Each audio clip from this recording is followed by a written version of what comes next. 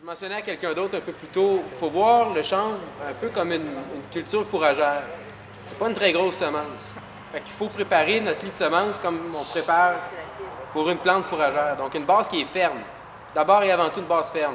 Moi, je suis étonné de voir ce que ça a donné au niveau de la levée avec un labour de printemps. L'information s'est perdue au fil des ans. Pendant 60 ans, la production, la culture du champ biologique a été interdite. Donc, les producteurs, ils sont intéressés, mais ils sont encore un peu inquiets. Qu'est-ce qui nous manque un peu au Québec, c'est qu'il y a beaucoup de monde qui aimerait ça, exemple, produire du chanvre. C'est peut-être très compliqué, mais une fois que tu le produis, qu'est-ce que tu fais avec? Là, Mme Verroux, elle voulait faire comme une chaîne de valeur qu'on appelle. L'objectif au départ, c'est de permettre aux producteurs de se familiariser avec une culture en émergence, qui est peu connue, surtout qu'on est dans une région où déjà l'agriculture est difficile, donc déjà que c'est une culture en émergence partout au Québec, encore plus en Gaspésie à ce moment-là. Donc c'est l'opportunité à ces producteurs-là de se familiariser avec ça, de voir un peu les bons côtés, mais également les limitatifs, ce qui peut limiter la production. C'est sûr qu'au début, on expliquait un petit peu l'historique, comment on faisait ça anciennement, il y a 10 ans, puis rendu où on est aujourd'hui. Puis peut-être aussi l'amélioration qu'on peut faire sur certaines batteuses pour la récolter. On parlait aussi des critères de récolte.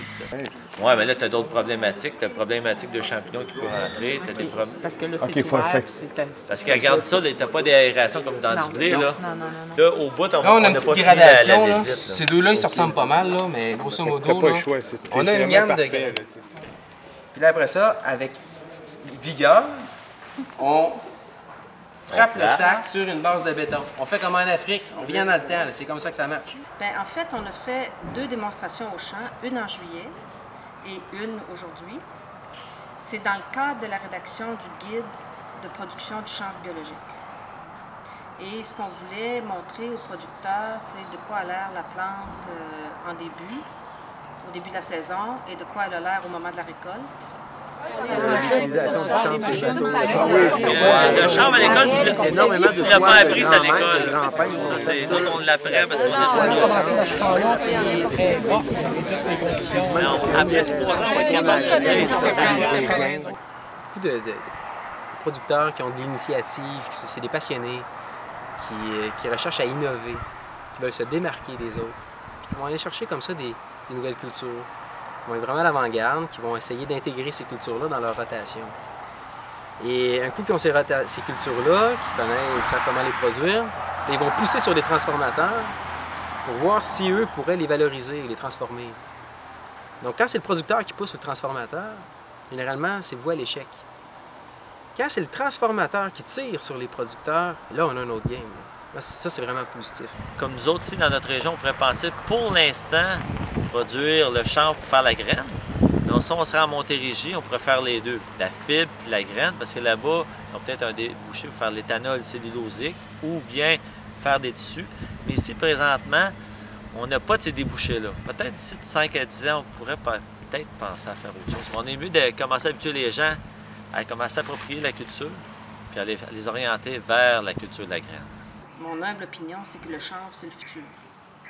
Il y a tellement de possibilités, de choses qu'on peut faire avec le chanvre. Évidemment, c'est l'alimentation humaine. Pour l'alimentation des animaux, c'est encore indécis, c'est-à-dire qu'il y a des opinions partagées. Évidemment, on peut faire beaucoup de choses avec la fibre, dont l'isolation. On peut faire des matériaux de construction avec la chènevotte, qui est l'intérieur de la paille. On peut faire énormément de choses, évidemment des vêtements, du textile. C'est infini. On peut faire du biodiesel. Donc, il y a beaucoup de potentiel et c'est une plante qui pousse très bien dans nos régions. C'est sûr qu'il reste encore des craintes, c'est évident. On ne peut pas savoir c'est quoi la température de l'eau tant qu'on n'y a pas touché. Donc, en ce sens-là, ils ne sauront pas tant qu'ils ne le sauront pas.